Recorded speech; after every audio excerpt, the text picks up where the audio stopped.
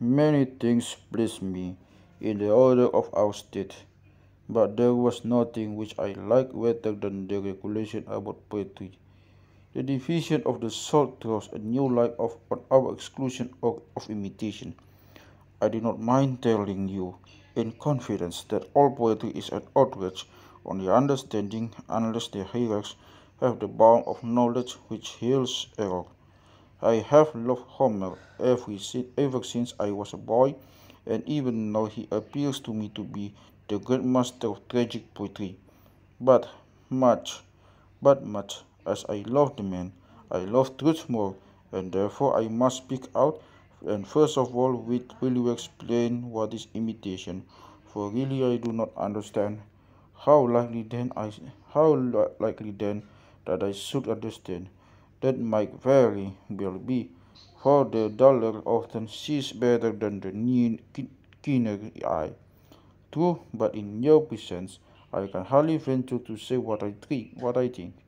Then suppose that we begin in our old fashion, with the doctrine of universals. Let us assume the existence of bed and tables. There is one idea of a bed or of a table which the maker of each had in his mind when making them. He did not make the ideas of beds and tables, but he made beds and tables according to the ideas. And is there not a maker of the works of all workmen, who makes not only vessels but plants and animals, himself, the earth and heaven, and things in heaven and under the earth? He makes the gods also. He must be a wizard indeed. But do you not see that there is a sense in which you could do the same? You have only to take a mirror and catch the reflection of the sun and the earth or anything else. There now you have met them. Yes, yes, but only in appearance. Exactly so, exactly so. And the painter is such a creator as you are with the mirror, and he is even more unreal than the carpenter. Although neither the carpenter nor any other artist can be supposed to make the absolute fact, not if philosophers may be believed, nor did we wonder that his bed has but an imperfect relation to the truth. Reflect, here are three beds, one in nature, which is made by God, another which is made by the carpenter, and the third by the painter. God only made one, nor could he have made more than one, for if there had been two, there would always have been a third more absolute and abstract than either, under which they would have been included. We may therefore conceive God to be the nature maker of the bed, and in a lower sense of the carpenter is also the maker, but the painter is rather than imitator of what the other two make. He has to do with a creation which is thrice removed from reality, and the tragic poet is an imitator, and like every other imitator, is thrice removed from the king and from the truth. The painter imitates not the only bed, not the original bed, but the bed made by the carpenter. And this, without being really different, appears to be different and has many points of view, of which only one is caught by the painter, who represents everything because he represents a piece of everything, and that piece an image. And he can paint any other artist, although he knows nothing of the arts, and this with sufficient skill to deceive children of simple people. Suppose now that somebody came to us and told us how he had met a man who knew all that everybody knows, and better than anybody. Should we not invoke him to be a simpleton who, having no discernment of truth and falsehood, had met there with a wizard or enchanter whom he fancied to be all wise? And when we hear persons saying that Homer and tragedians know all the arts and all the virtues, must we not infer that they are under a similar delusion? They do not see that the poets are imitators, and that their creations are only imitations. Very true. But if person could create as well as imitate, He would rather receive some permanent work and not an imitator only. He would rather be the receiver than the giver of praise. Yes, for then he would have more honor and advantage. Let us now interrogate Homer and the poets. Friend Homer, say I to him. Friend Homer, say I to him, I am not going to ask you about medicine or any art to which your poems incidentally refer, but about their main subjects, war, military tactics, politics. If you are only to us and not trust removed from the truth, not an imitator or an image maker, please to inform us what good you have ever done to mankind. Is there any city which professes to have received laws from you, as Sicily and Italy have from Charondas, Sparta from Lycurgus, Athens from Solon? Or was any war ever carried on by your consuls? Or is any invention attributed to you, as there is to Thales and Anaximenes? No, or is there any Homeric way of life, such as the Pythagorean was, in which you were instructed then, and which is called after you? No, indeed, and Cleophilus, first child, was even more unfortunate in his breeding than he was in name, and if, as tradition says, Homer in his lifetime was allowing by him and his other friends to starve. Yet, but could this ev- yes, but could this ever have happened if Homer had really been to the educator of Hellas? Would he not have had many devoted followers? If Protagoras and Prodicus can persuade their contemporaries that no one can manage house or state without them, is it likely that Homer and Hesiod would have been allowed to go about as beggars? I mean, if they had really been able to do the world any good, would not men have compelled them to stay where they were, or have followed them about in order to get education? But they did not, and therefore we may infer that Homer and all the poets are only imitators who do but imitate the appearance of things. For as a painter by knowledge of figure and color can paint a cobbler without any practice in cobbling, so the poet can delineate any art in the colors of language and give harmony and rhythm to the cobbler and also to the general. And you know how mere narration, which the brief of the ornaments of matter, is like a face which has lost the beauty of youth and never had any other. Once more, the imitator has no knowledge of reality, but only of appearance. The painter paints, and the artificer makes a riddle and rings, but neither understands the use of them. The knowledge of this is confined to the horseman, and so of the other things. Thus we have three arts: one of use, another of invention, a third of imitation, and the use furnishes the rule to others. The flute player will know the good and bad flute, and the maker will put faith in him, but the imitator will neither know nor have faith, neither science nor true opinion can be ascribed to him. Imitation, then, is devoid of knowledge, being only a kind of play or sport, and the tragedy and epic poets are imitators in the highest degree. And now let us inquire, what is the faculty in man which answers to imitation? Allow me to explain my meaning. Objects are differently seen when in the water and when out of the water, when near or when at a distance. And the painter or juggler makes use of this variation to impose upon us. And the art of measuring, weighing, and calculating comes in to save our bewildered minds from the power of appearance. For, as we were saying, two contrary opinions of the same about the same and at the same time cannot both of them be true. But which of them is true is determined by the art of calculation, and this allied to the better faculty in the soul, as the arts of imitation are to the words, and the same holds of the ear as well as of the eye, of poetry as well as painting. The imitation is of ancients voluntary or involuntary, in which there is an expectation of good or bad result, the person of experience of pleasure and pain, but is a man in harmony with himself when he is the subject of these conflicting influences. Is there not rather a contradiction in him? Let me further ask whether he is more likely to control sorrow when he is alone or when he is in company.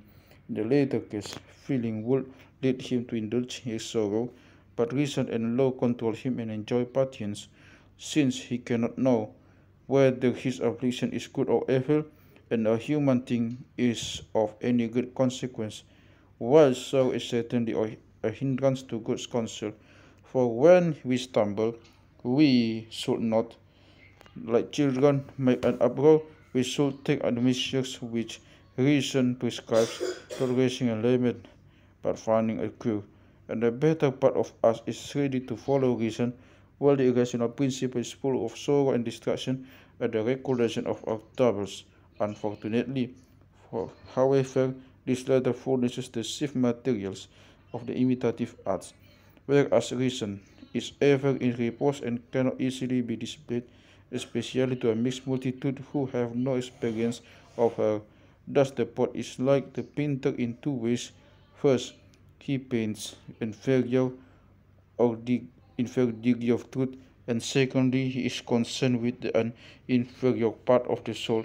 He indulges the feelings while he infavors the reason, and we refuse to allow him to have authority over the mind of man, for he has no measure of greater and less, and is maker of images and very far gone from truth.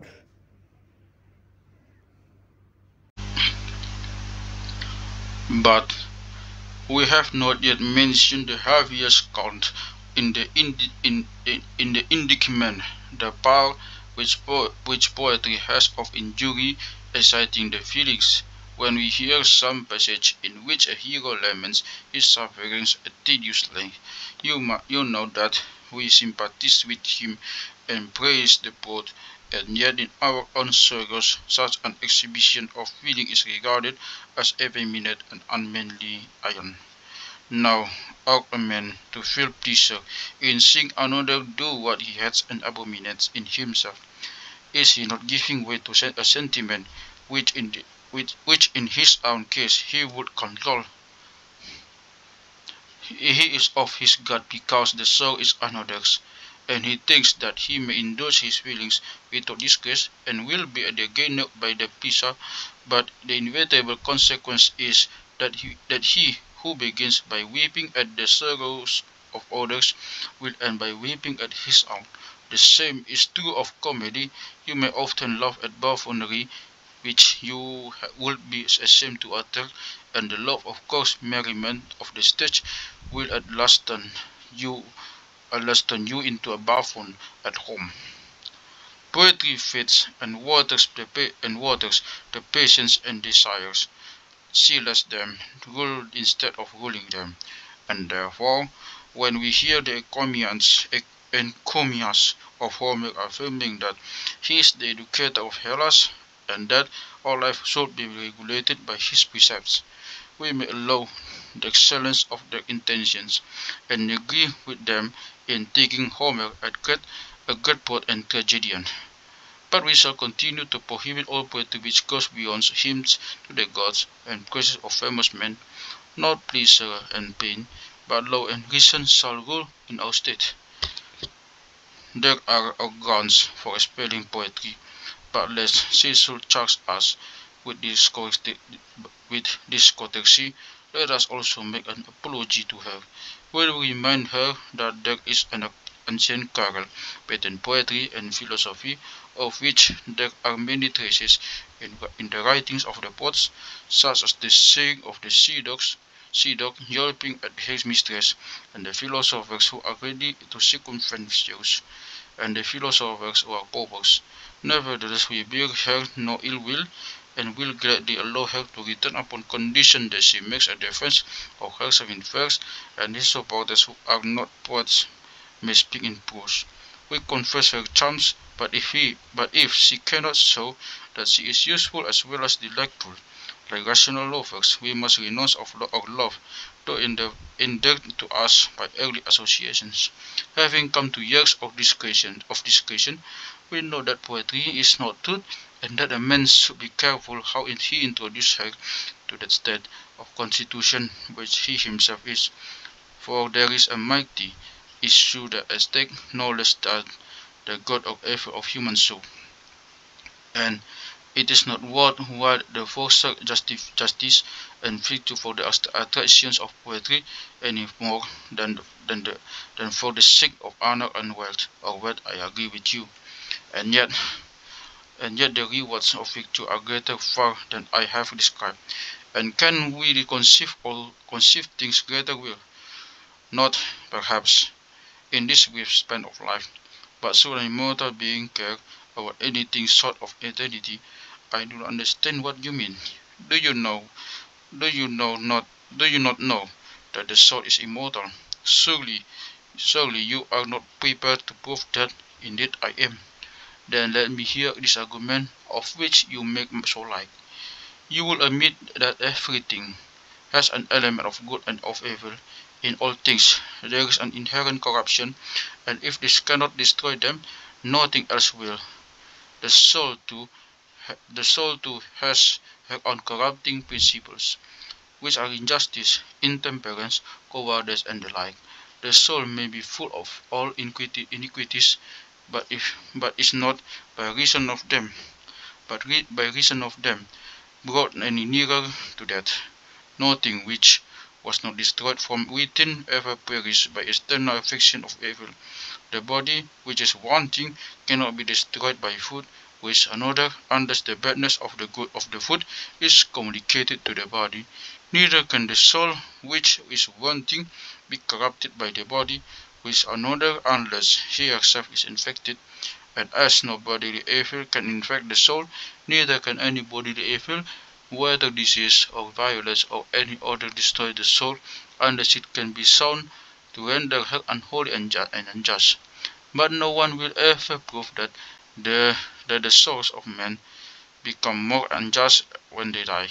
If a person had the audacity to say the contrary, the answer is, then why do criminals require the hand of the executioner and not die of themselves? Truly, he said, injustice would not be very terrible if it brought a cessation of evil, but I rather believe that the injustice which murders others may tend to quicken and stimulate the life of the unjust. You are you are quite right. If sin, which is her own natural and inherent evil, cannot destroy the soul, hardly will anything else destroy her. But the soul, which cannot be destroyed either by internal or external evil, must be immortal and everlasting. And if this is, and if this be true, souls will always exist in the same number. They cannot diminish because they cannot be destroyed, nor nor nor increase. For the increase of the immortal must come for something mortal, and so all would end in immortality. Neither is the soul variable and diverse, for that which is immortal must be of the fairest and simplest composition. If we would conceive her truly, and so behold justice and injustice in their own nature, she must be veiled by the light of reason pure, as at birth, or as he is reflected in philosophy where holding converse with the divine and immortal and eternal. In her present condition we see her only like by the sea god Glaucus, priest and maid in the sea, which is the world, and covered with shells and stones which are encrusted upon her from the entertainments of earth. Thus far as the argument required, we have said nothing of the rewards and honors which the poets attribute to justice. We have contented ourselves with showing that justice in herself is best for the soul in herself, even if a man should put on the biggest string and have the helmet of Hades too. And now you shall repay me what you borrowed, and I will enumerate the rewards of justice in the life and after death. I granted for the sake of argument, as you will remember, that evil might perhaps escape the knowledge of gods and men. although this was really impossible, and since I have shown the justice as reality, you must grant me also that she has the form of appearance. In the first place, the just man is known to the gods, and he is therefore the friend of the gods, and he will receive at their hands every good, always accepting such evil as is the necessary consequence of former sins. All things end in good to him, either in life or after death, even what appears to be evil, for the gods have a care of him who desires to be in their likeness. And what shall we say of man? Is not honesty the best policy? The clever god makes a great start at first, but breaks down before he reaches the goal and slinks away in dishonor, whereas the true runner perseveres to the end and receives the prize. And you must follow me to repeat all the blessings which you attributed to the fortunate and just. They bear rule in the city, they marry and give in marriage to whom they will, and the evils which you attributed to the unfortunate just do really fall in the end on the unjust, although, as you implied, their sufferings are better veiled in silence. But all the blessings in the peasant life are as nothing when compared with those which await good men after death. I should like to hear about them. Come then, and I will tell you the story of the son of Arminius, a valiant man. He was supposed to have died in battle, but 10 days afterwards his body was found untouched by corruption and sent home for burial. On the 12th day he was placed on the funeral pyre, and there he came to life again and told what he had seen in the world below. He said that he saw when a great company to a place in which there were two chasms near together in the earth beneath, and two corresponding chasms in the heaven above, and there were judges sitting in the intermediate space, bidding the just ascend by the heavenly way. On the right hand, having the seal of the judgment set upon them before, where the unjust, having the seal behind, were bidden to descend by the way of the on the left hand. Him they told to look and listen, as he was to be their messenger to men from the world below. And he beheld, and saw the souls departing after judgment at either chasm. Some who came from earth were worn and travel-stained; others who came from heaven were clad and bright. They seemed glad to meet and rest a while in the middle. Here they discussed with one another of what they had seen in the other world. Those who came from earth wept at the remembrance of their sorrows, but the spirits from above spoke of glorious sights and heavenly bliss. He said that for every evil death they were punished tenfold now. Now the journey was 1,000 years duration, because the life of man was reckoned as 100 years, and the rewards of virtue were in the same proportion. He added something hardly worth repeating about infants dying almost as soon as they were born, of parasites, and murderers. He had characters still more terrible and to narrate. He was present. One of the spirits asked, "Where is Ardeus of the Great?" This Ardeus was cruel tyrant, who had murdered his father, his elder brother, 1,000 years before. Another spirit answered, "He comes not hither, and will never come." And I myself he added, actually saw this terrible sight at the entrance of the chasm, as we were about to reascend. Ardeus appeared, and some other sinners, most of whom had been tyrants, but not all, and just they fancied that they were returning to life. The chasm gave a roar, and then wheeled. The fiery-looking man, who knew the meaning of the sound, seizing him and several others, and bound them hand and foot, and threw them down, dragged them along at the side of the road, lacerating them and cutting them like wool, and spreading the passages by that they were going to be cast into hell.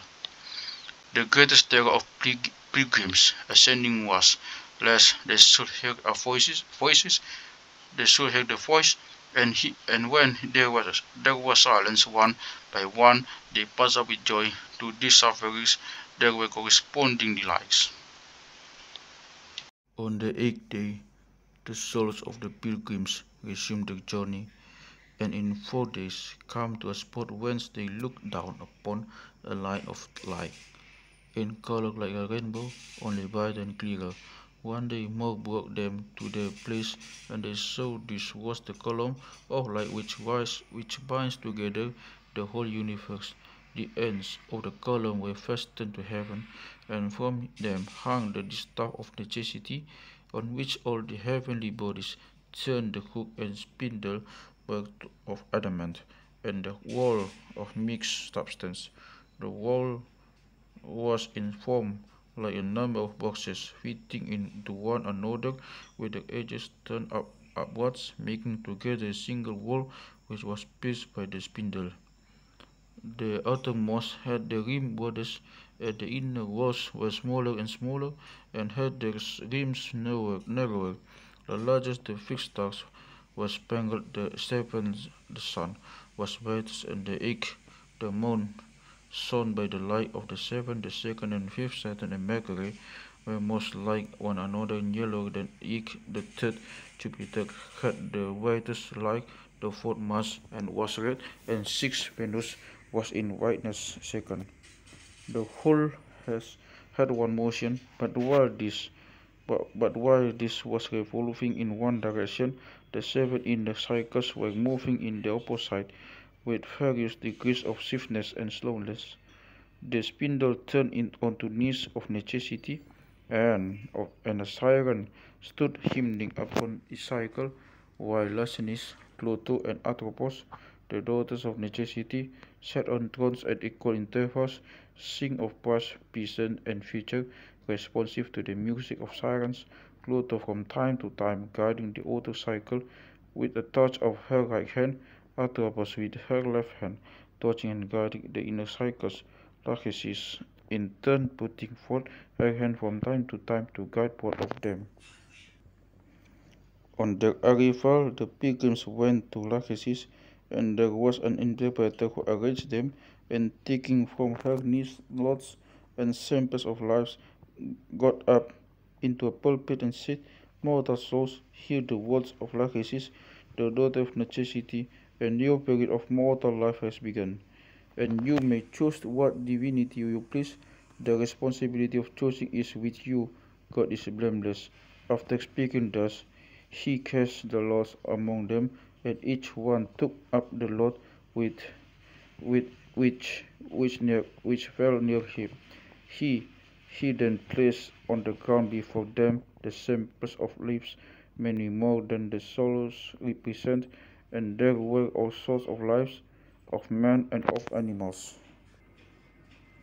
There were tyrannies, ending in misery and exile, and lives of men and women famous for their different qualities, and also mixed lives made up of wealth and poverty, sickness and health.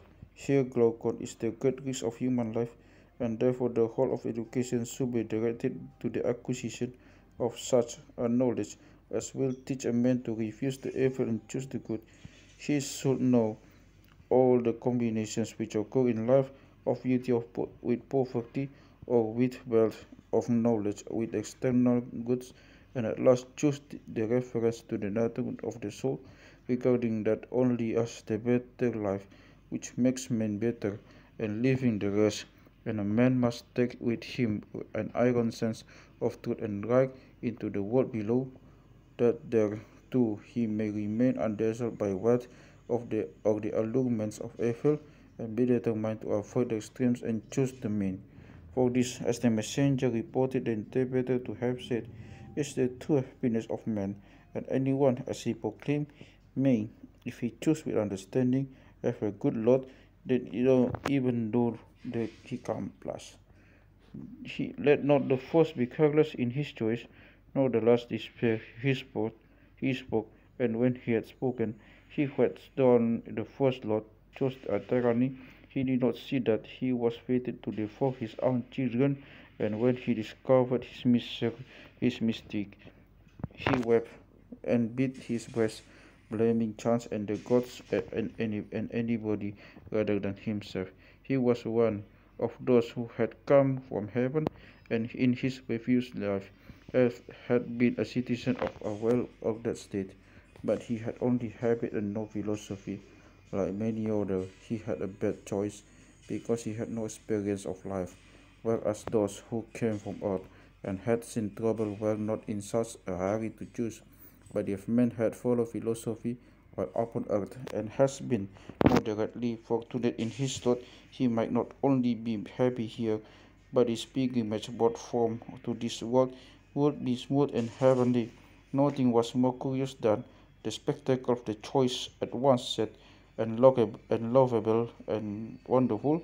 Most of the souls only seeking to avoid their own condition in a previous life. He saw the soul of Orpheus changing into swan because he would not be born of a woman. There was Tamiras becoming a nightingale, music birds like the swan, choosing to be man. The 20th soul, which was that of Ajax, preferring the life of a lion to that of a man, in remembrance of the injustice which was done to him in the judgment of the arms, and Agamemnon, from a light enmity to human nature, passing into an eagle. About in the middle was the soul of Atalanta, choosing the honors of an athlete, and next to the hair Epicurus, taking the nature of a workman. Among the last was Thersites, who was changing himself into a monkey. Thither, the last of all, came Odysseus, and sought the lot of a private man, which was neglected and despised, and when he found it he went away rejoicing, and said that if he had been first instead of last, his choice would have been the same. Men too were seen passing into animals, and wild and tame animals changing into one another. When all the souls had chosen, they went to Lachesis, who sent with each of them their genius of attendant to fulfill their lot. He first of all brought them under the hand of Plato and drew them within the revolution of the spindle, impelled by her hand. From her they were carried to Atropos, who made their deeds irreversible. Once, without turning round, they passed beneath the throne of necessity, and when they had all passed, they moved on in scorching heat to the plain of forgetfulness, and rested at evening by the river unmindful, who, whose water could not be retained in any vessel. Of this they had all to drink a certain quantity. Some of them drank more than was required, and he who drank forgot all things. Eric himself was prevented from drinking when they had gone to rest. About the middle of the night there were thunderstorms and earthquakes, and suddenly they were all driven diverse ways, shooting like stars to their death. Concerning his return to the body, he only knew that awaking suddenly in the morning, he found himself lying on the pyre.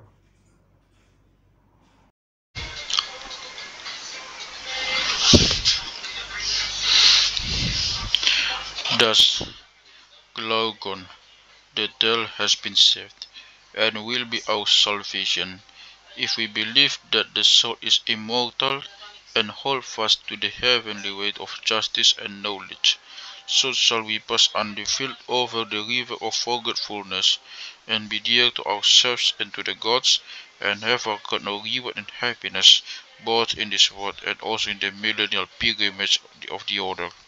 The 10th book of the Republic of Plato falls into two divisions, resuming an old thread which has been interrupted.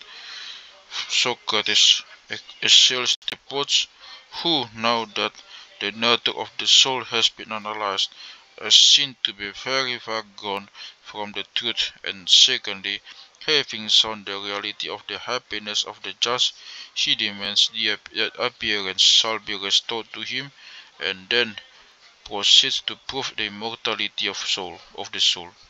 The argument, as in the Phaedo and Gorgias, is supplemented by the vision of a future life. Why Plato, who was himself a poet, and whose dialogues are poems and dramas, should have been hostile to the poets as a class, and especially to the dramatic poets, why he should not have and why he should not have seen the truth may be embodied in verse as well as in prose, and that there are some indefinable lights and shadows of human life which can only be expressed in poetry, some elements of imagination which always entwine with reason. Why he should have supposed epic verse to be inseparably associated with the impurities of the Hellenic mythology, why he should try Homer and Hesiod by the unfair and prosaic test of utility, are questions which have always been debated among students of Plato. Though unable to give a complete answer to them, we may show first that his views arose naturally out of the circumstances of his age, and secondly, we may elicit the truth as well as the error which is contained in them. He is the enemy of the poets because poetry was declining in his own lifetime, and a theocracy, as he says in the laws, had taken the place of an intellectual aristocracy. Euripides exhibited Euripides exhibited the last phase of the tragic drama, and in him Plato saw that the friend and apologist of tyrants and the sophist of tragedy. The old comedy was almost extinct. The new had not yet arisen. Dramatic and lyric poetry, like every other branch of Greek literature, was swelling under the power of rhetoric. There was no second or third, or there, is, there was no second or third to Aeschylus and Sophocles in the generation which followed them. Aristophanes, in one of his later comedies works, speaks of thousands of tragedy making prattlers, whose attempts at poetry he compares to the chirping of swallows. The garrulity went far beyond Euripides. They appeared once upon the stage, and there was an end of them. To a man of genius who had a real appreciation of the godly Aeschylus and noble and gentle Sophocles, though disagreeing with some parts of their theology rap, these minor poets must have been contemptible and intolerable. There is no feeling stronger in dialogues of Plato than a sense of the decline and decay both in literature and in politics which make his own age. Nor can he have expected to look with favour on the license of Aristophanes, now at the end of his career, who had begun by satirizing Socrates in the clothes, and in a similar spirit 40 years afterwards, and satirized the founders of ideal commonwealths in his Ecclesiazusae or female parliament laws. There were other reasons for antagonism of Plato to poetry.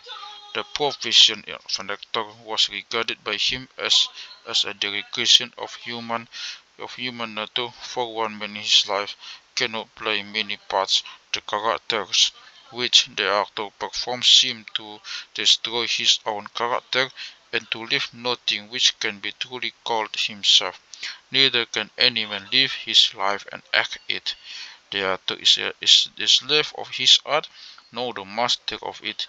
Taking this view, Plato is more decided in his expulsion of the dramatic than of the epic poets, though he must have known that the Greek tragedians afforded noble lessons and samples of virtue and patriotism to which nothing in Homer can be compared. But great dramatic or even great rhetorical power is hardly consistent with firmness or strength of mind, and dramatic talent is often incidentally associated with a weak or dissolute character. In the 10th book, Plato introduces a new series of objections. First, he says that the poet or painter is an imitator, in the third degree removed from the truth. His creations are not tested by rule and measure, they are only appearances. In modern times, we should say that art is not merely imitation, but rather the expression of the idea in forms of sense. Even adopting the humble image of Plato, from which his argument derives a color, we should maintain that the artist may ennoble the bed which he paints by the force of the drapery, or by the feeling of some which he introduces, and there have been modern painters who have imparted such an ideal interest to a blacksmith's or a carpenter's shop. The eye of mine, which will which feels as well as sees, can give dignity and pathos to a reed mill, to a straw-built set gun, to hull of a vessel going to its lame-armed turner. Still more bold this apply to the greatest works of art, which seem to be the visible embodiment of the divine. Had Plato been asked whether the Zeus of Athens of Phidias was the imitation only, which would he not have been compelled to admit that something more was to be found in them than in the form of animortal, and that the rule of proportion to which they conform was higher far than any geometry or arithmetic could express? Statesman. Again, Plato objects to the imitative arts that they express the emotional rather than the rational part of human nature. He does not admit Aristotle's theory that tragedy or other circus imitations are a purgation of the passions by pity and fear. To him they appear only to afford the opportunity of indulging them. Yet we must acknowledge that we may sometimes cure out disordered emotions by giving expression to them, and that they often gain strength when pent up within our own breast. It is not every indulgence of the feelings which is to be condemned, for there may be a gratification of the higher as well as of the lower thoughts which are too deep or too sad to be expressed by ourselves, may find an utterance in the words of poets. Everyone would acknowledge that there have been times when they were consoled and elevated by beautiful music, or by sublimity of architecture, or by the peaceful of nature. Plato has himself admitted in the earlier part of the Republic that the arts might have the effect of the harmonizing as well as of elevating the mind, but in the 10th book he regards them to a story of Puritan medium. He asks only what good have they done, and is not satisfied with the reply that they have given innocent pleasure to mankind. He tells us that he rejoices in the banishment of the poets, since he has found by the analysis of the soul that they are concerned by the inferior faculties. He means to say that the higher faculties have to do with universals, the lower with particulars of sense. The poets are on a level with their own age, but not a level with Socrates and Plato, and he was well aware that Homer and Hesiod could not be made a rule of life by any process of legitimate interpretation. His ironical use of them is in fact of a denial of their authority. He saw too that the poets were not critics, as he says in the Apology. Anyone was better interpreter of the writings than they were themselves. He himself ceased to be a poet when he became a disciple of Socrates, though, as he tells us of Solon, he might have been one of the greatest of them if he had not been deterred by other pursuits. Thus, from many points of view, there is an antagonism between Plato and the poets, which was foreshadowed to him in the old quarrel between philosophy and poetry. The poets, as he says in the Phytagoras, but the service of the day and his dislike of the one class is reflected on the other. He regards them as the enemies of reasoning and abstraction, though in the case of Euripides, more with reference to his immoral sentiments about tyrants and the like. For Plato is the prophet who came into the world to convince men, first of the fallibility of sense and opinion, and secondly of the reality of abstract ideas. Whatever strangeness they may be in modern times in opposing philosophy to poetry, which to us seem to have so many elements in common, the strangeness will disappear if we conceive of poetry as allied to sense and philosophy as equivalent to thought and abstraction. Unfortunately, the very word idea, which to Plato is expressive of the most real of all things, is associated in our minds with an element of subjectiveness and unreality. May not also how he differs from Aristotle, who declares poetry to be truer than history for the opposite reason, because it is concerned with the universals, not like history with particular spots. The things which are seen are opposed in scripture to the things which are unseen. They are equally opposed in Plato to universals and ideas. To him all particulars appear to be floating about in a world of sense. They have a tint of error or even of evil. There is no difficulty in seeing that this is an illusion, for there is no more error or variation is in an individual man, horse, bed, etc., than in the classman, horse, bed, etc. Nor is the truth which is displayed in individual instances less certain than which is conveyed through the medium of ideas. But Plato is deeply impressed with the real importance of universals as instruments of thought, attributes to them, an essential truth which is imaginary and unreal, for universals may be often false and particular too.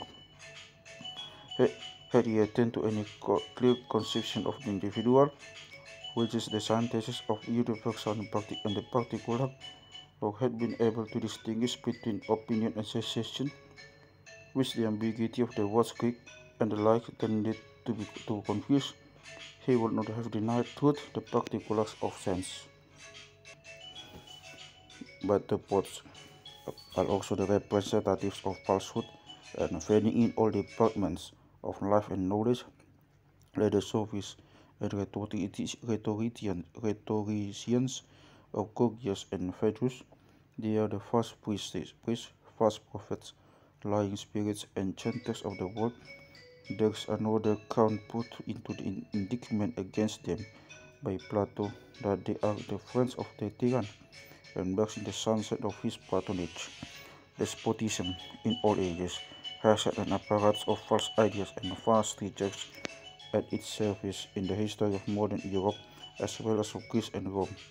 For no government of men depends solely upon force without some corruption of literature and morals. Some appeal to the imagination of the masses, some pretends to the favor of heaven, some element of good giving power to evil.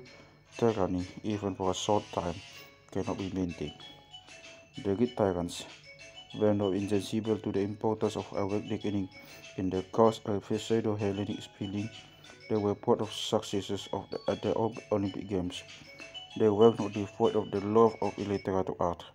Plato is thinking in the first instance of Greek poets who had graced the cause of Dionysius and Archimedes, and the old spirit of freedom is roused within him at the prostitution of the tragic muse in the praises of tyranny. But his prophetic eye it extends beyond them to the vast teachers of other ages, who are the creators of the government under which they live. He compares the corruption of his contemporaries with the ideas of perfect society, and greater with one message of evil, devils, and errors of mankind. To him, they are personified in the rhetoricians, sophists, poets, rulers who deceive and govern the world. A further objection, which Plato makes to poetry and the imitative arts is that they excite the emotions. Here, the modern reader will be exposed to introduce a distinction which appears to have escaped him, for the emotions are neither bad nor good in themselves and are not most likely to be controlled by the attempts by, by the attempt to eradicate them, but by the modern indulgence of them. And the vocation of art is to present thought in the form of feeling, to induce the feelings of the side of reason, to inspire even for a moment courage of resignation, perhaps to suggest a sense of infinity and eternity in a way which man language is incapable of attaining, to the same power which in pure art, pure age of art, embodies gods and heroes only, may be made to express the voluptuous image of Corinthian courtesan.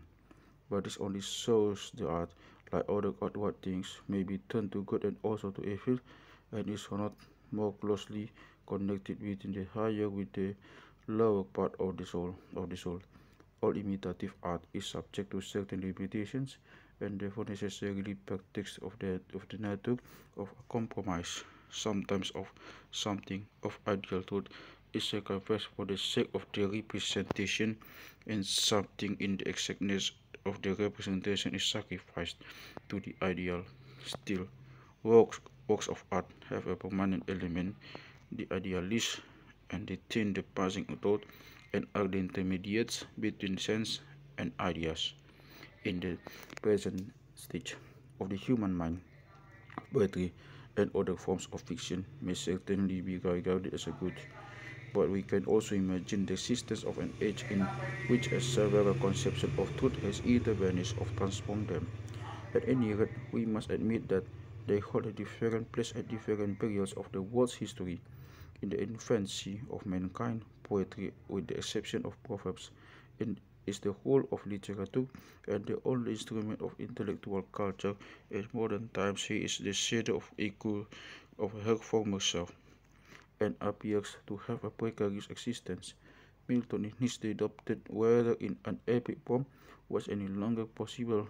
At the same time, we must remember that what Plato would have called the charms of poetry have been partly transferred to prose. He himself, statesman, admits rhetoric to be the handmaidens of politics, and proposes to find the strain of laws a substitute for the old poets. Among ourselves, the creative power seems often to be growing weaker, and scientific fact to be more engrossing and more overpowering to the mind than formerly. The illusion of the feelings commonly called love has hitherto been the inspiring influence of modern poetry and romance, and has exercised a humanizing, if not a strengthening influence on the world. But may not the stimulus which love has given to fancy be someday exhausted? The modern English, the modern English novel which is the most popular of all forms of reading, is not more than a century or two old. We take will the tale of love 100 years hence, after so many thousand variations of the same theme, be still received with an abated interest. Art cannot claim to be on a level with philosophy or religion, and may often corrupt them. It is possible to conceive a meta state in which all artistic representations are regarded as false and imperfect expression either of the religious ideal or of the philosophical ideal. The various forms may be revolting in a certain modes of mind, as is proved by the fact that the Mahometans, and many sects of Christians have renounced the use of pictures of images. The beginning of a great religion, whether Christian or Gentile, has not been wood or stone, but the Spirit moving in the hearts of men. The disciples have met in a large upper room, or in halls and caves of the earth. In the second or third generation, they have had mosques, temples, churches, monasteries, and the revival of reform and of religions, like the first revelation of them, has come from within and has generally disregarded external ceremonies and, and accompaniments. But poetry and art may also be the expression of the highest truth and the purest sentiment. Plato himself seems to waver between two opposite views when, as in the third book, he insists that youth should be brought up amid wholesome imagery, and again in book 10, when he banishes the poets from his republic, admitting that the arts, which some of us almost envy, have fallen short of their higher aim. We must admit, on the other hand, that to banish imagination wholly would be suicidal as well as impossible. For nature too is a is a for nature too is a form of art, and a breath of the first act or a single glance at the faring landscape would in an instant revive and re-illumine the distinguished spark of poetry in the human breast. In the lower stages of civilization, imagination more than reason distinguishes man from the animals, and to banish art would be banish thought, to, to banish language, to banish the expression of all truth. No religion is wholly devoid to external forms. Even the Mahometan renounces the use of pictures and images as a temple in which they worships the Most High, as solemn and beautiful as any Greek of Christian building. Feeling too and thought are not really opposed, for he who thinks must will before he can execute, and the highest thoughts, when they become familiarized to us, are always tending to pass into the form of feeling. Plato does not seriously intend to expel thoughts from life and society, but he feels strongly the unreality of their writings. He is protesting against the generosity of poetry in his own day, as we might protest against the want of serious purpose in modern fiction, against the unseemliness or extravagance at some of our poets and novelists, against the time-serving of preachers or public writers, against the regardlessness of truth, which to the eye of the philosopher seems to characterize the greater part of the world. For we to have for we to have reason to complain that our poets and novelists paint inferior truths, inferior and are concerned with the inferior part of the soul, that the readers of them become what they read and are injuriously affected by them, and we look in vain for that healthy atmosphere of which Plato speaks, the beauty which makes the sense like a breeze and imperceptibly draws the soul, even in childhood, into harmony with the beauty of reason.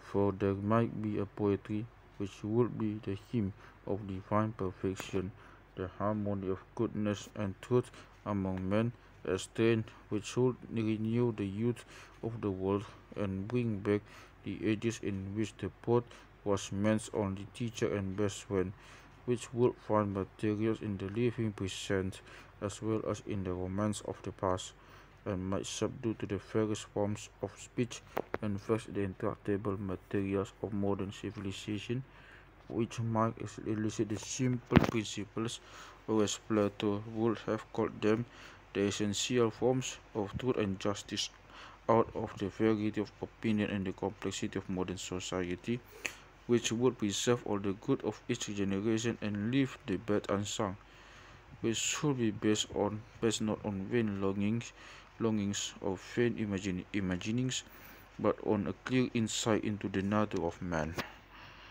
Then the tale of love might begin again in poetry or prose, two in one, united in the pursuit of knowledge or the service of God and man, and feelings of love might still be the incentive to great thoughts and heroic deeds, as in the days of Dante and Petrarch, and any Petrarch and many types of manly and womanly beauty might appear among us, rising above the ordinary level of humanity, and many lives which were like poems laws be not only written but lived by us.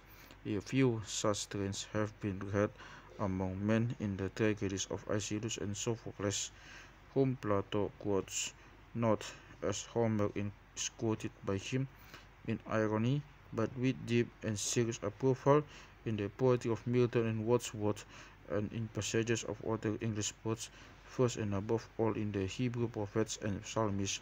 Shakespeare has taught us how great men should speak and act.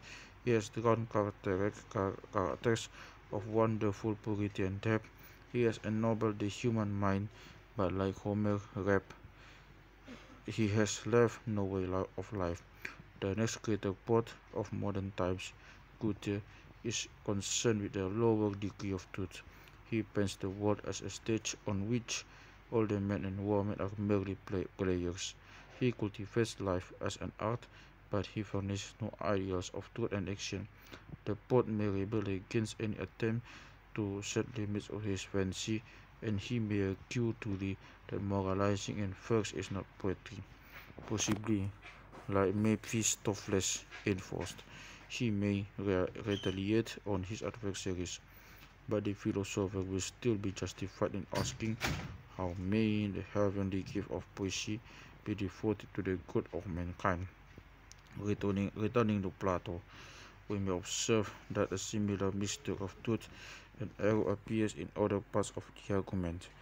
He is aware of the absurdity of mankind framing their whole lives according to Homer, just as in the Phaedrus he intimates the absurdity of interpreting mythology upon rational principles.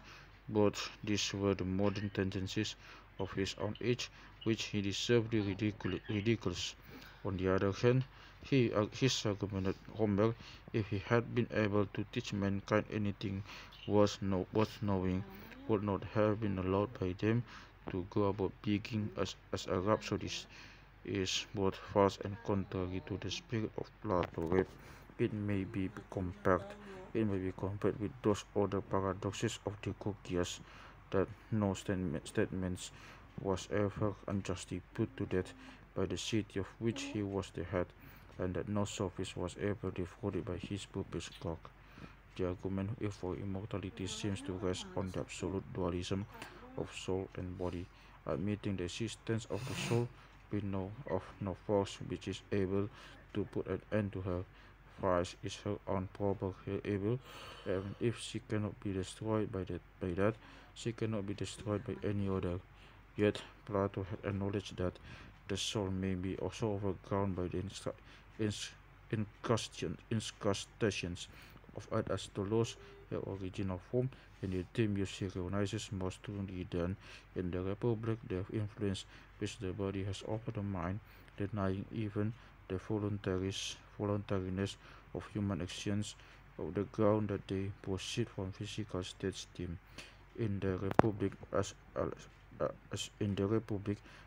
elsewhere, he wavers between the original soul which has to be restored and the character which is developed by training and education.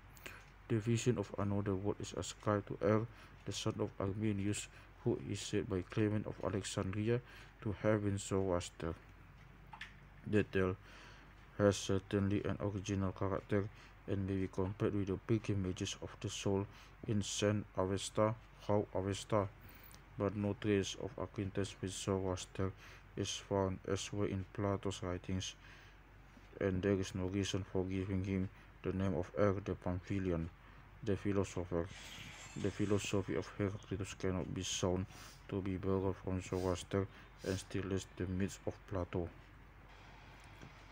The local arrangement of the vision is less distinct than that of the Phaedrus and Phaedo. Astronomy is mingled with symbolism in mythology. The great sphere of heaven is represented under the symbol of a cylinder or box containing the 7 orbits of planets and the fixed stars. This is suspended from an axis of spindle which turns on the knees of necessity. The revolutions of the 7 orbits contained in the cylinder are guided by the fates, and their harmonious motion produces the motion of the spheres. To the innermost of those which the moon is past the spindle, but it is doubtful whether this is the continuation of the color of light from which the pilgrims contemplate the heavens. The words of Plato imply that they are connected but not the same. The column itself is clearly of adamant. The spindle, which is of adamant, is fastened to the ends of the chains, whereas then to the middle of the column of light. This column is said to hold together the heaven, but whether it hangs from the spindle or is at right angles to it is not explained. The cylinder containing the orbits of the stars is almost as much a symbol as the figure of necessity turning the spindle, for the outermost rim is the sphere of the fixed stars, and nothing is said about the intervals of space which divide the paths of the stars in the heavens. The description is both a picture and an orrery, and therefore is necessarily consistent with itself. The column is not the Milky Way, which neither states nor like a rainbow, but the imaginary axis of Earth. This is compared to the rainbow in respect not of form but of color, and not to the underginders of the ram, but to the straight rope running from prow to stern in which the undergirders meet. The orrery, or picture of the heavens given in the Republic, differs in its model of representation from the cycles of the same and of the other in the Timaeus. In both, the fixed stars are distinguished from the planets, and they move in orbits without them, although in opposite direction. In the Republic as in the Timaeus, they are all moving round the axis of the world, of the world. But we are not certain that in former they are moving round the earth. No distinct mention is made in the Republic of the cycles of the same and order, although both in the Timaeus and in the Republic the motion of the fixed stars is supposed to coincide with the motion of the whole. The relative thickness of the rims is perhaps designed to express the relative distances of the planets. Plato probably intended to represent the earth, from which Earth and his companions are viewing the heavens as stationary in place, but whether or not herself revolving, unless this is implied in the revolution of the axis, is certain. Timaeus. The spectator may be supposed to look the heavenly bodies either from above or below. The earth is a sort of earth, and heaven in one, like the heaven of the phytagoras, or on the back of which the spectator goes out to take a peep at the stars and is borne round in the revolution. There is no distinction between the equator and the ecliptic, but Plato is no doubt led to imagine that the planets have an opposite motion to that of the fixed stars, in order to account for their appearances in the heavens, in the description of the middle, and the retribution of the good and evil after that. There are traces of horror. The description of the axis as a spindle and of the heavenly bodies as forming a whole partly arises out of the attempt to connect the motions of the heavenly bodies with the mythological image of the web of waving the fates, the giving of the lots, the waving of them, and the making of them irreversible, which are ascribed to the three fates legacies. Plato, Atropos are obviously derived from their names. The element of chance in human life is indicated by the order of the lots, but chance, however adverse, may be overcome by the wisdom of man. If he know how to choose aright, there is a worse enemy to man than chance. This enemy is himself. He who was moderately fortunate in the number of the lot even the very last comer might have a good life if he chose with wisdom. And as Plato does not like to make an assertion which unproven, he more than confirms this statement a few sentences afterwards by the example of Odysseus, who chose less. But the virtue which is founded on habit is not sufficient to enable a man to choose. He must add to virtue knowledge. He is to act rightly when he placed in new circumstances. The routine of good actions and good habits is an inferior sort of goodness, and as Coleridge says, common sense is intolerable, which is not based on metaphysics. So Plato would have said, habit is worthless, which is not based upon philosophy. The freedom of will to refuse the evil, to choose the good is distinctly asserted. Virtue is free, and as man honors or he dishonors her, he will have more or less of her. The life of man is surrounded by necessity. There are the circumstances prior to birth which affect him both. But within the walls of necessity, there is an open space in which he is found master and can study for himself the effects which the variously component gifts of nature or fortune have upon the soul and act accordingly. All men cannot have the first choice in everything, but the Lord of all men is good enough if they choose wisely and will believe diligently. The very similitude which is given to the pilgrimage of 1,000 years by the intimation that Adius had lived 1,000 years before the coincidence of air coming to life on the 12th day after he was supposed to have been dead with the 7 days which the pilgrims passed in Meadow and the 4 days during which they journeyed to the color of light, the precision with which the soul is mentioned, which is the 20th Lord.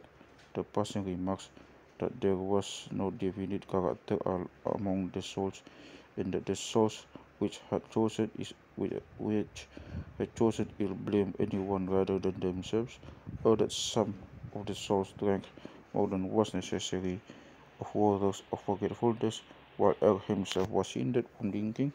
The desire of Odysseus to rest at last, unlike the conception of him in Dante and Tennyson, the vague ignorance of how air returned to the body when the other souls went shooting like stars to the bed add greatly to the probability of the narrative.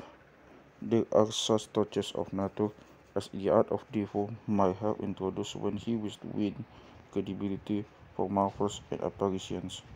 There still remain to be considered some points which have been intentionally reserved to the end. 1. The Janus-like character of the Republic, which represents two phases, one an Hellenic state, the other a kingdom of philosophers, connected with the latter of the two aspects are the paradoxes of the Republic, as they have been termed by Morgenstern, the commodity of property, of families, the role of philosophers, the analogy of the individual, and the state, which, like some other analogies in the Republic, is carried too far. We may then proceed to consider the subject of education as conceived by Plato, bringing together in a general view the education of youth and the education of afterlife. We may not further sub-essential differences between ancient and modern politics, which are suggested by the Republic. We may compare the politicus and the laws. We may observe the influence exercised by Plato on his imitators, take occasion to consider nature and value of political and of religious ideals. Plato expressly says that he is intending to found an Hellenic state, Book 5. Many of his regulations are characteristically Spartan, such as the prohibition of gold and silver, the common meals of the men, the military training of the youth, the gymnastic exercises of the women. The life of Sparta was the life of a camp laws, enforced even more rigidly in time of peace than in war. The citizens of Sparta, like Plato's, were forbidden to trade. They were to be soldiers and not shopkeepers. Nowhere else in Greece was the individual so completely subjected to the state. The time when he was to marry, the education of his children, the clothes which he was to wear, the food which he was to eat, were all prescribed by law. Some of the best enactments in the Republic, such as the reference to be paid to parents and elders, and some of the worst, such as the exposure of the formed children, are borrowed from the parties of Sparta. The encouragement of friendships between men and youths, or of men with one another, as affording incentives to bravery, is also Spartan. In Sparta too, a near approach was made than in any other Greek state to equality of the sexes, and to community of property. And while there was probably less of licentiousness in the sense of immorality, the type of marriage was regarded more lightly than in the rest of Greece. The suprema lex was the perfection of the family and the interests of the state. The core strength of a military government was not favorable to purity and refinement, and the excessive strictness of some regulations seems to have produced a reaction. Of all Hellenists, the Spartans were most accessible to bribery. Several of the greatest of them might be described in the words of Plato as having a fixed secret longing after gold and silver, though not in the strict sense communist.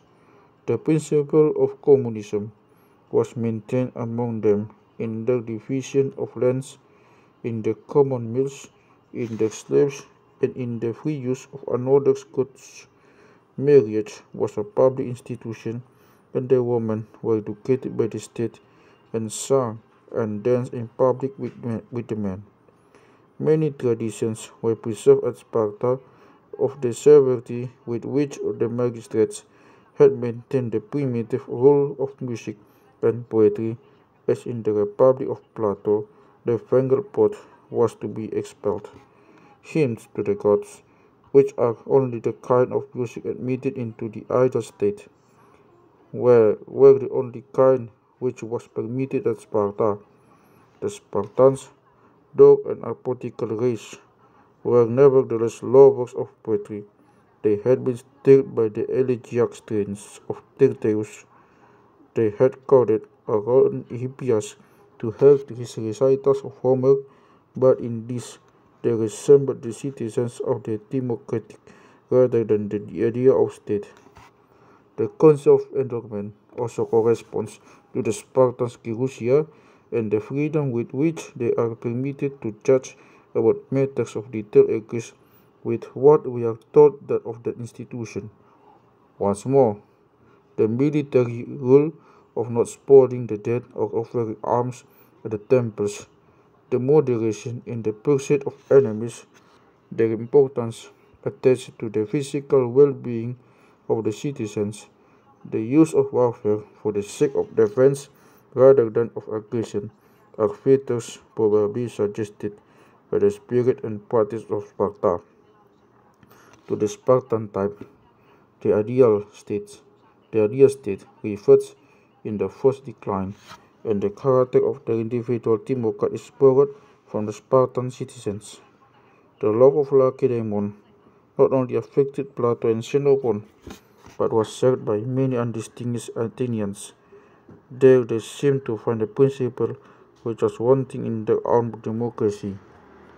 The Greek of the Spartans attracted them, that is to say, not the goodness of their laws, but the spirit of order and loyalty which prevailed, fascinating by the idea citizens of Athens, while they made the Lacedaemonians in the dress and manners that were known in the contemporaries of Plato as the persons who were there expressed, like the roundheads of the Commonwealth. The love of another church or country, when seen at a distance only, the longing for imaginary simplicity in civilized times, then the fond desire of a past which never has been, or of a future, or of a future which never will be. These are aspirations of the human mind, which are often felt among ourselves. Such feelings meet with a response in the Republic of Plato. But there are other features of the Platonic Republic, as, for example, the literary and philosophical education and the grace and beauty of life, which are the reverse of Spartan. Plato wishes to give his citizens a taste of Athenian freedom as well as Lacedaemonian discipline. His individual genius is purely Athenian, although in theory he is a lover of Sparta, and he is something more than either. He has also a true Hellenic feeling. He is desirous of humanizing the war of Hellenes against one another. He acknowledges that the Delphian, the Delphian god, is the grand heredity interpreter of all Hellas, the spirit of harmony, and the Dorian mode are to prevail, and the whole state is to have an external beauty which the reflects of the harmony within. But he has not yet found out the truth which he afterwards enunciated in the laws, that he was a better legislator who made men to be one of mind than he who trained them for war. The citizens, as in other Hellenic states, democratic as well as aristocratic, are really an upper class, for although no mention is made of slaves, the lower classes are allowed to fade away into the distance, and are represented in the individual by the peasants. Plato has no idea either of a social state in which all classes are harmonized, or of a federation of Hellas of the world in which the different nations or states have a place. His city is equipped for war rather than for peace, and this would seem to be justified by the ordinary condition of Hellenic states. The myth of the earthborn man is an embodiment of orthodox tradition of Hellas, and the allusion to the four ages of the world is also sanctioned by the authority of Hesiod and the poets. Thus, we see that the Republic is partly founded on the ideal of the old Greek polis, partly on the actual circumstances of Hellas in that state, in that age. Plato, like the old painters, returns the tradition form, and like them, he has also a vision of a city in the clouds. There is yet another thread which is interwoven in the texture of the work, for the Republic is not only a Dorian state but a Pythagorean league. The way of life, which was connected with the name of Phytagoras, like the Catholic monastic orders, sought the power which the mind of an individual might exercise over his contemporaries, and may have naturally suggested to Plato the possibility of reviving such medieval institutions. The Pythagorean, like Plato, enforce a rule of life and a moral and intellectual training. The influence ascribed to music, which to us seems exaggerated, it also Pythagorean feature, is thought to be regarded as representing the real influence of music in the Greek world. More really than any other government of Hellas, the Pythagorean League of 300 was an aristocracy of virtue. For once in the history of mankind, the philosophy of order of Greek, expressing and consequently enlisting on its side that combined and the force of the better part of the people, obtained the management of public affairs and held possession of it for a considerable time until about BC 500, probably in states prepared by Dorian institutions would such a league have been possible. The rule, like Plato's Greek, were required to submit to a severe training in order to prepare the way for the education of the other members of community. Long after the dissolution of the order, eminent Pythagoreans, such as Architas of Tarentum, retained their political influence over the cities of Magna Graecia. There was much here that was suggestive to the kindred spirit of Plato, who had doubtless meditated deeply on the way of life of Pythagoras' Republic and his followers. Slight traces of Pythagoreanism are to be found in the mystical number of the state, in the number which expressed the interval between the king and the tyrant, in the doctrine of transmigration, in the music of spheres, as well as in the Greek and the great though secondary importance ascribed to mathematics in education. But as in his philosophy, so also in the form of his state, he goes far beyond the old Pythagoreans. He attempts a task really impossible, which is to unite the past of Greek history with the future of philosophy, analogous to that other impossibility which has often been the dream of Christendom, the attempt to unite the past history of Europe with the kingdom of Christ. Nothing actually existing in the world at all resembles Plato's ideal state, nor does he himself imagine that such a state is possible. This repeats again and again in the Republic or in the laws where, casting a glance back on the Republic, he admits that perfect state to be retained as a pattern, the same that is implied in the earnestness with which he argues in the Republic that the ideas are known in the works because they cannot be released in fact, and in the chorus of laughter which like a breaking wave will, as he anticipates the great mention of his proposals, though like other writers of fiction, he uses all his art to give reality to his inventions. When asked how the idea of polity can come into being, he answers ironically, when one son of king becomes a philosopher, he designs the fiction of the earthborn man as a novel lie, and when the structure is finally complete, he vaguely tells you that his survival is a vision only, which in some sense may have reality, but not the vulgar one of a reign of philosophers about out. It has been said that Plato flies as well as walks, but this falls short of the truth, for he flies and walks at the same time, and is in the air and form God in the successive instants. Niebuhr has asked a trifling question, which may be briefly noticed in this place. Was Plato a good citizen?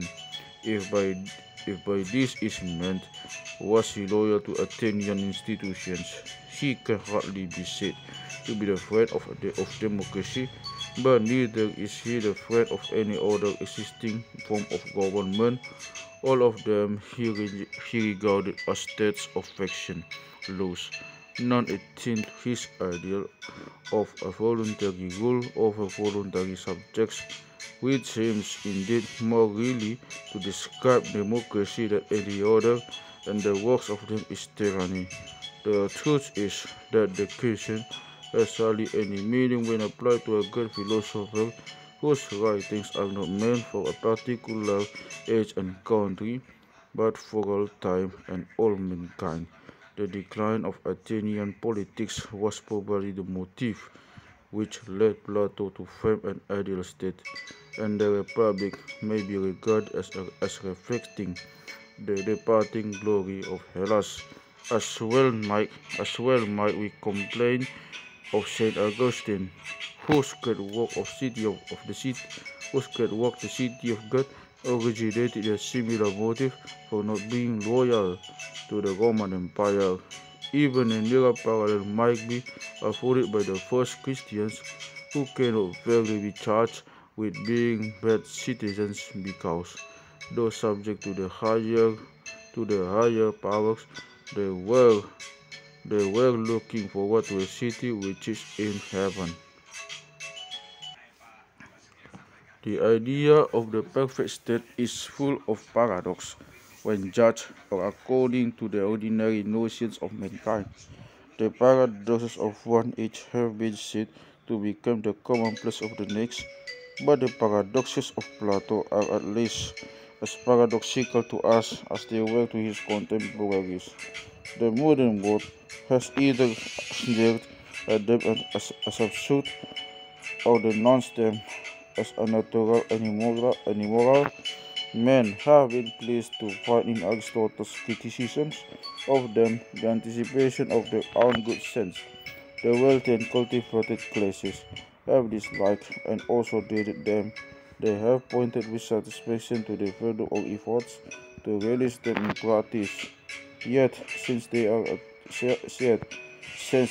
the thoughts of one the greatest of human intelligences, and of one who had done much to elevate morality and religion, they seem to deserve a better treatment at our hands. We may have to address the public as Plato does poetry and assure them that we mean no harm to existing institutions. There are serious errors which have a side of truth and which therefore may fairly demand a careful consideration. There are truths mixed with error, of which we may indeed say the half is better the whole, yet the half may be an important contribution to the study of man nature. The first paradox is the community of gods, which is mentioned slightly at the end of the third book, and seemingly, as Aristotle observes, to confine to the guardians. At least no mention is made of the other classes, but the omission is not of any real significance and probably arises out of the plane of the work, which prevents the writer from entering into details. Aristotle censures the community of property much in the spirit of modern political economy as tending to repress industry and as doing away with the spirit of benevolence. Modern writers almost refuse to consider the subject, which is supposed to have been long ago settled by the common opinion of mankind. But it must be remembered that the sacredness of property is a notion far more fixed in modern than in ancient times. The world has got older and is therefore more conservative. Primitive society often made samples of land held in common either by a tribe or by a township, and such may probably have been the original form of landed tenure. Ancient legislators had invented various modes of dividing and preserving the divisions of land among the citizens. According to Aristotle, there were nations who tilled the land into common and divided the produce, and there were others who divided the land and stored the produce in common. The evils of debt and inequality of poverty were far greater in ancient than in modern times, and the accidents to which poverty was subject from war or revolution or taxation or other legislative interference were also greater. All these circumstances gave poverty a less fixed and sacred character. The early Christians are believed to have had their poverty in common, and the principle is sanctioned by the words of Christ himself and has been maintained as a counsel of perfection in almost all ages of the Church. Nor have there been wanting instances of modern enthusiasts who have made a religion communism in every age of religious excitements notions like Wycliffe's inheritance of birth have tended to be well a like spirit, but future and more violent, has appeared in politics. The preparation of the gospel of peace soon becomes the red flag of republicanism. We can hardly judge what effect Plato's views would have upon his own contemporaries. They would perhaps have seemed to them only an exaggeration of the Spartan Commonwealth. Even modern writers who acknowledge that the right of private property is based on expediency and may be interpreted within a variety of ways for the public good. Any other mode of wasting property which was found to be more advantageous would in time acquire the same basis of right. The most useful, in Plato's words, would be the most sacred. The lawyers and ecclesiastics of former ages would have spoken of property as a sacred institution, but they only meant by such language to oppose the greatest amount of resistance to an invention of the rights of individuals and of the church. When we consider the question without any fear of immediate application to practice in the spirit of Plato's Republic, are we quite sure that the received notions of property are the best? Is the distribution of wealth, which is customary in civilized countries, the most favorable that can be conceived of the education and development of the mass of mankind? Can the spectator of all time and all existence be quite convinced that one of the 2000 years hence great change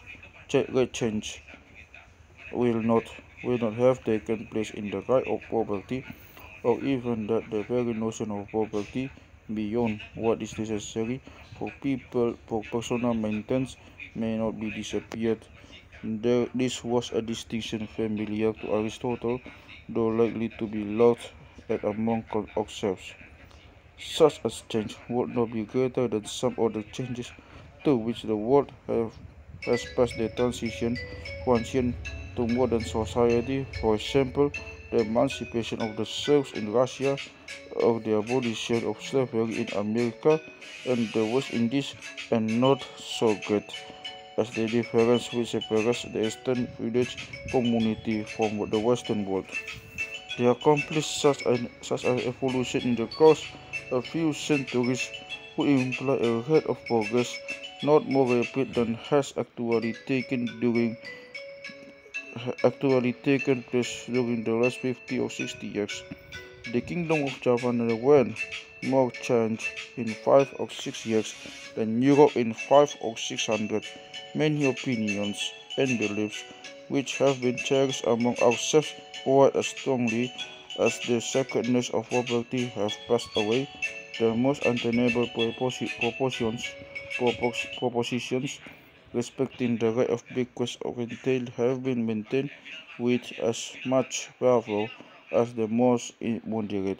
Someone will be heard to ask whether a state society can be final, in which the interests of thousands are peril on the life or character of a single person.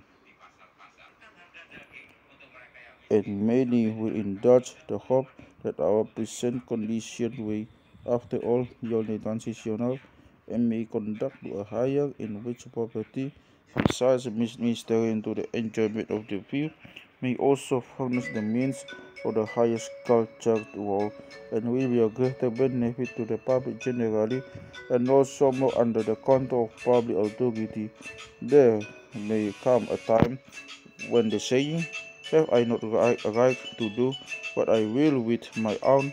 will appear to be a barbarous relic of individualism, when the possession of a part may be a greater blessing to each and all than the possession of the whole is now to anyone.